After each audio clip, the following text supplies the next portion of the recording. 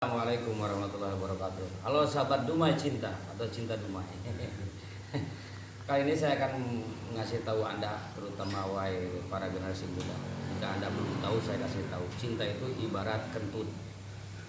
Ditahan sakit perut, dikeluarkan orang ribut. Orang yang jatuh cinta menahan untuk mengungkapkan, maka dia akan membahana dalam dada, menjadi sebuah penyakit jiwa. Kalau Anda memiliki perasaan seperti itu, jangan sampai Anda membuat sakit perut sendiri. Ungkapkan.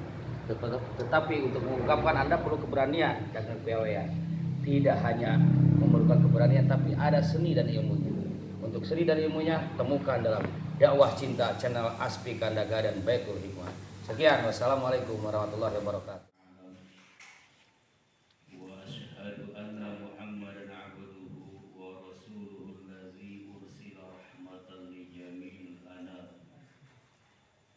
Allahumma fassalli wa sallim wa barik ala sayyidil arabi wal ajam Muhammadin sallallahu alaihi wasallam wa ala alihi wa ashabihi wa man tabi'ahu bi ihsanin ila akhir ayyam.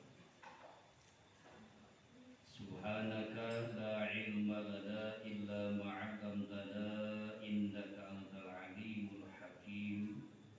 Allahumma rabbi shrah li sadri wa yassir li amri wahlul 'uqdatam min lisani yafqahu qawli. Allahumma iftah lana bi futuhil 'arifin. Allahumma iftah lana bi futuhil 'arifin. Allahumma iftah lana bi futuhil 'arifin. Rabbana iftah bainana wa baina qaumina bil haqq wa anta khairul fatihin. Rabbana anzilna munzalan mubarakan wa anta khairul munzilin. Bismillahirrahmanirrahim. Allahu hadiri, Allahu nazili, Allahu syahidun alayya.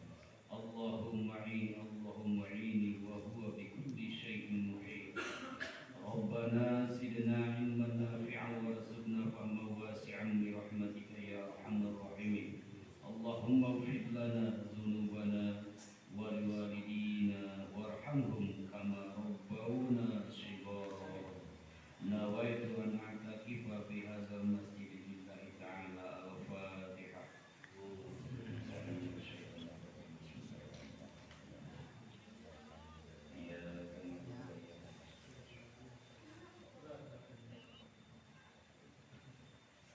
Qala Allah Ta'ala fi kitabihil karim wa huwa asdaqul qailin. A'udzu billahi minasy syaithanir rajim. Ya ayyuhalladzina amanu taqullaha wal tanzur nafsum ma qaddamat lighad wattaqullaha innallaha khabirum bima ta'malun. Wa qala aidan faqsusil qasasa la'allahum yatafakkarun. Wa qala aidan wa kullan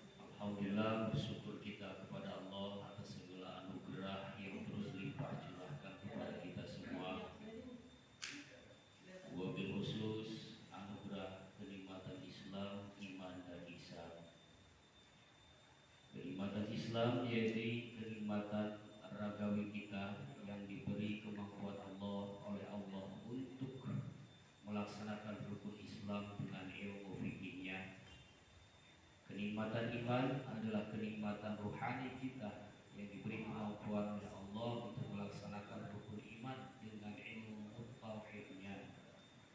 Kenikmatan ihsan adalah kenikmatan rasa kita yang diberi kemampuan oleh Allah untuk melaksanakan rukun ihsan dengan ilmu tasawufnya.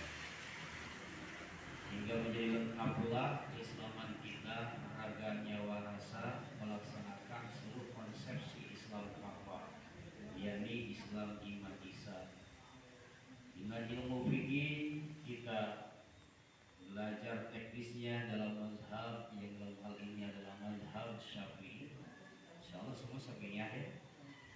Dalam ilmu tauhid teknisnya diatur dalam firqah, yang dalam hal ini kita adalah firqah Ahlus Sunnah wal Jamaah. Bukan Ahlus Sunnah saja, tetapi menggunakan Al-Jamaah. Kalau Ahlus Sunnah saja itu hanya melaksanakan sunnah Rasul. Yang hanya melaksanakan sunnah Rasul itu tidak memperhatikan perintah Rasul. Muslimin yang hanya melaksanakan perintah Rasul, yang hanya melaksanakan sunnah Rasul, tidak ada jaminan dari Rasulnya untuk diselamatkan oleh Allah. Kulluhum finnar, semuanya masuk neraka. Yang akan selamat siapa? Ma'ana alaihi wa ashabi. Ini hadis tentang 73 firqah, ada 10 jalur riwayat hadis. Ada yang dhaif, ada yang sahih. Tetapi yang dhaif menjadi sahih bi ghairihi karena ada hadis yang sahih. Kata Rasul, yang akan selamat itu adalah ma'ana alaihi wa ashabi, yang mengikuti apa yang aku lakukan dan sahabat lakukan. Jadi tidak hanya mengikuti Rasul Shallallahu Alaihi Wasallam, tetapi mengikuti juga para sahabat. Dalam hadis lainnya dikatakan alaikum bisunnati wa sunnatul khulafa'ir rasyidin al-mahdiyyin.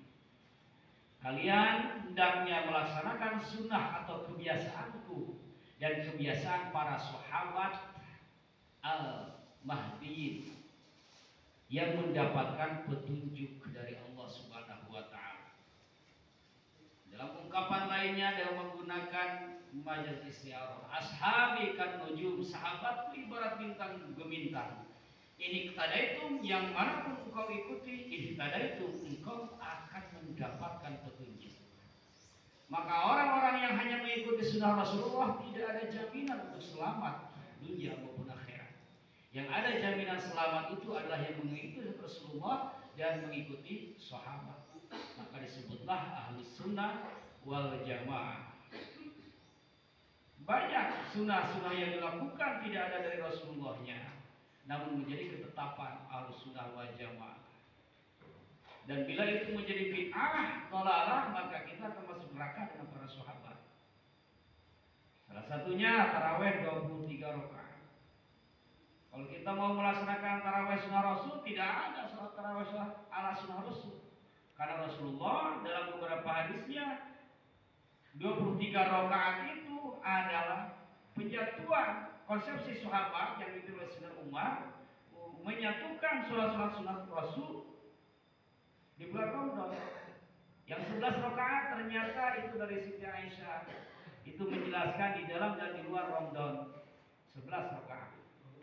Maka tidak mutlak disebut sholat sunnah tarawih karena dilaksanakan di dalam dan di luar.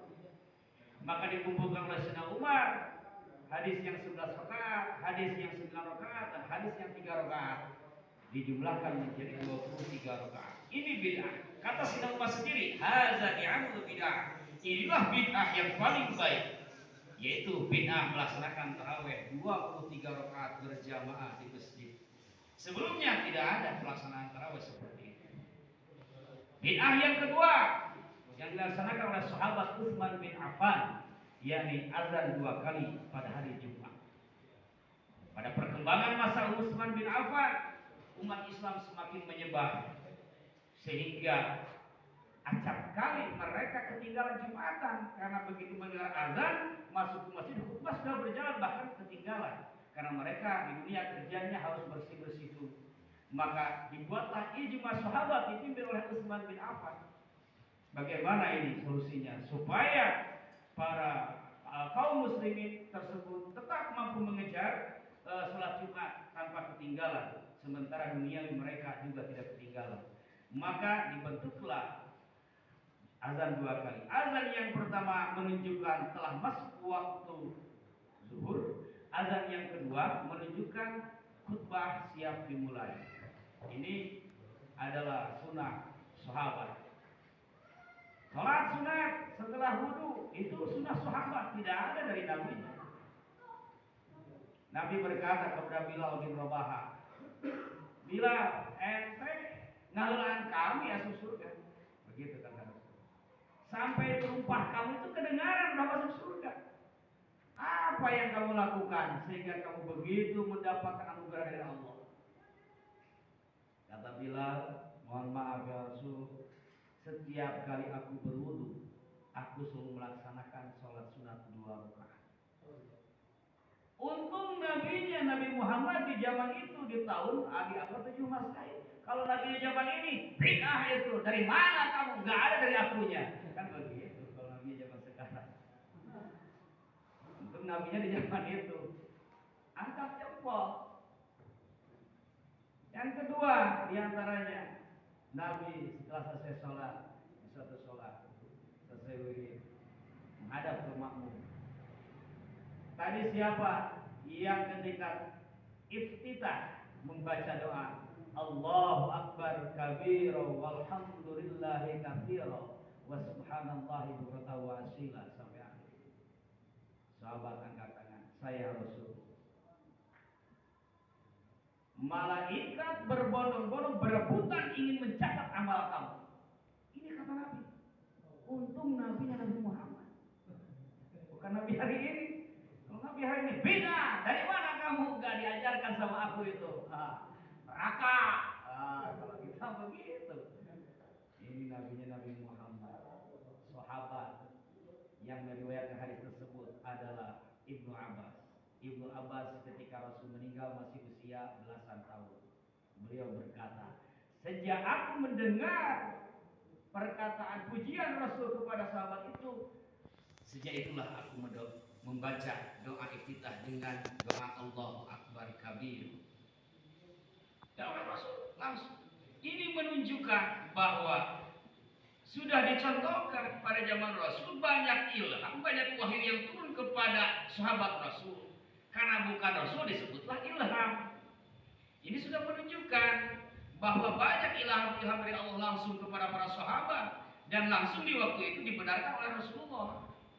Artinya ilham terus ini sesuatu yang memungkinkan bagian daripada sifat jaiznya Allah diberikan kepada umatnya. Sampai kapan? Sampai umat ini habis. Nah, Ahlus Sunnah wal Jamaah adalah kelompok yang melaksanakan sunnah Rasulullah dan sunnah para sahabat. Nantinya sunnah-sunnah siapa? Sunnah Al-Khulafaur Rasyidin.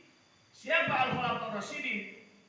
Kita mah tahunya dalam makna konteks politik Khulafaur Rasyidin itu. Siapa? Sayyidina Abu Bakar, Sayyidina Umar, Sayyidina Ali, Sayyidina Utsman. Ini makna konteks politik.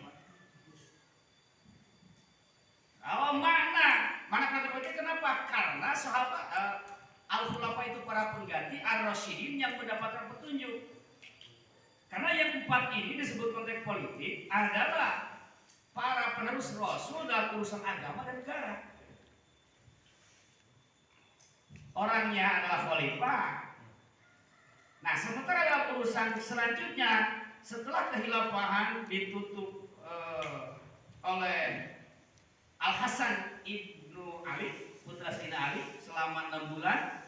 Setelah itu dipasrahkan oleh Al-Hasan, oleh Imam Hasan kepada Muawiyah bin Abi Sufyan pada tahun 41 Hijriah dipasrahkan. Setelah itu bukan kehilafahan tetapi kerajaan Al-Mulk. Nah, Al-Khulafa para pengganti ini maknanya Al-Khulafa Rasul itu para pengganti Rasul yang mendapatkan petunjuk. Ini bukan 4. Inilah yang dimaksud mursyid itu. Setelah itu Al-Khulafa Rasyidin Sayyidina Ali, Al Hasan masuk ke sana. Umar bin Abdul Aziz, Sultan Khalifah di kelompok Muawiyah, keturunan Muawiyah, dia juga masuk kepada Khulafaur Rasyidin, masuk kepada Al-Mursyid. Di dalam kitab Madarijus Salikin disebutkan beliau di 100 tahun kedua beliau adalah mursyidnya. Beliau adalah orang yang diberi petunjuk. Ternyata selalu dihubungkan dengan darah. Beliau adalah cucu Sayyidina Umar bin Khattab. Dulu istrinya, menantunya Sayyidina Umar bin Khattab seorang miskin. Sayyidina Umar bin Khattab entah mengikuti Pak Jokowi suka belusukan. Gitu. Dilihat di satu rumah ada seorang ibu sedang masak. Ternyata ini pasarnya batu, Pak. Anaknya nangis. Bu, kapan matangnya? Bentar lagi, bentar lagi. Anaknya yang gede lihat, oh, ternyata batu bagaimana matang. Ibunya karena udah ketahuan, akhirnya mengeluarkan kata-kata yang tidak nyaman, menyalahkan kepada seorang khalifah.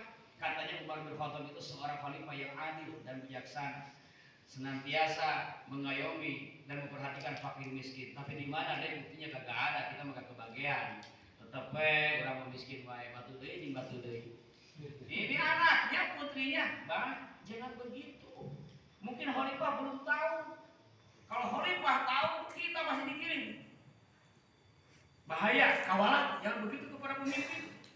Setiap ibunya mencerca, anaknya membela. Khalifah Umar langsung pulang.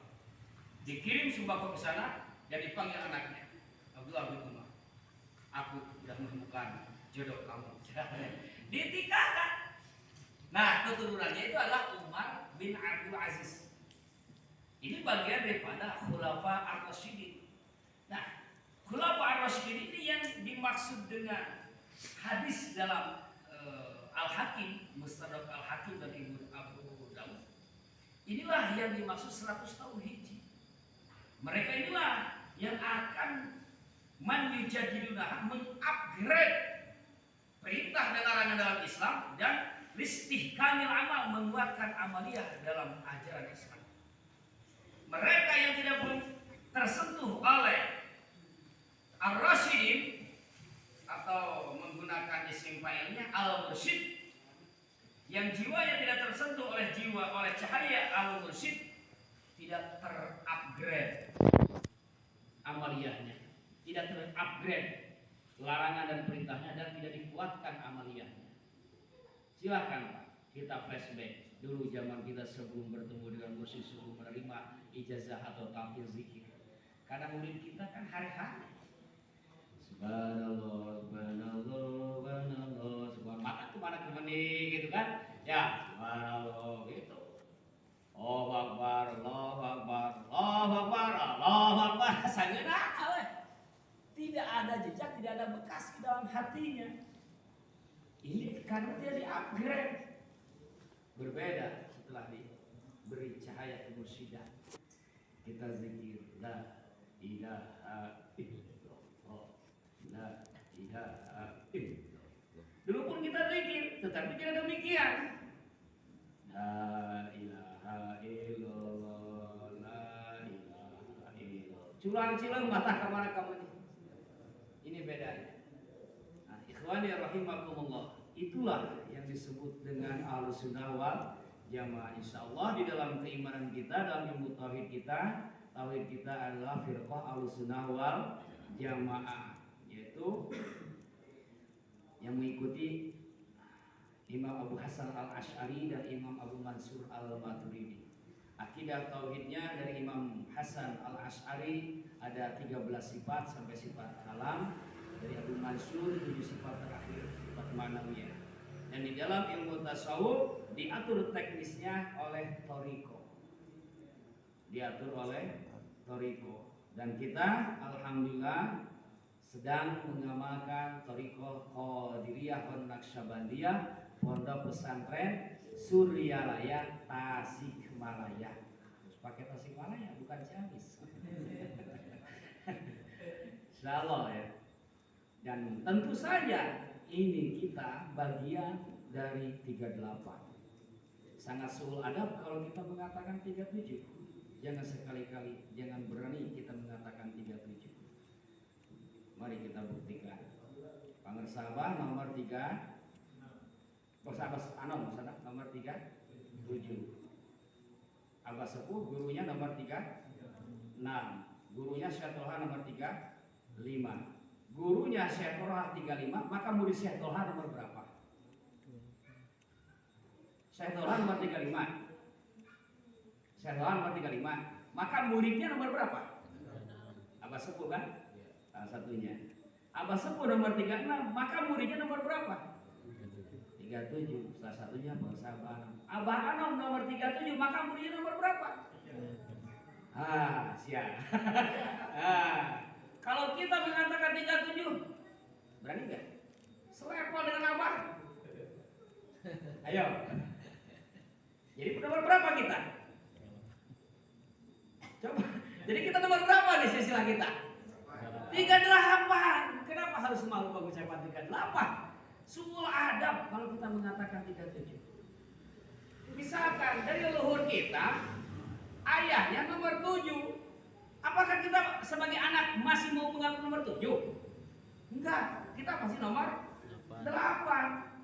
Pangersabah dari Allah itu nomor 37. Dan kita menerima bukan dari Abah Sepuh, tapi dari Pangersabah Anom. Masih mau kita mengatakan 37? Masih mau nggak?